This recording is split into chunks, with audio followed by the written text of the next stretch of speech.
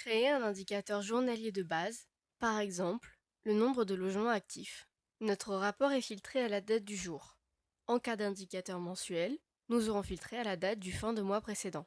Activez l'option Afficher les éléments masqués en faisant un clic droit dans le volet des champs. Cela permet de voir toutes les colonnes et mesures disponibles. Nous allons maintenant créer une nouvelle mesure. Pour cela, partez de la mesure existante, nombre lots actifs, filtrez sur l'usage logement. Faites un clic droit dans le volet des champs et Nouvelle mesure. Puis y mettre la formule DAX. Calculate permet de recalculer une mesure dans un contexte précis.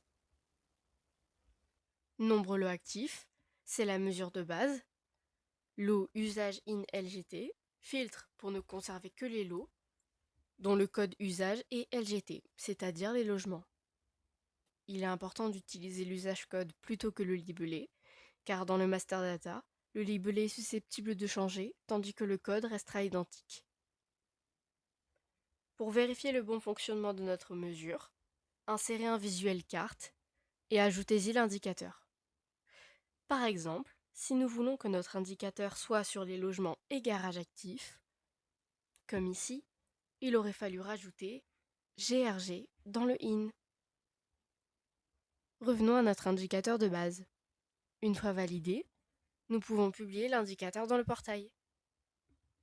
Rendez-vous dans la section Indicateur journalier. Cliquez sur Ajouter un indicateur journalier, puis Renseigner. Le nom, une description, la requête DAX,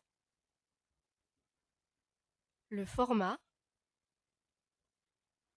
et le modèle de score.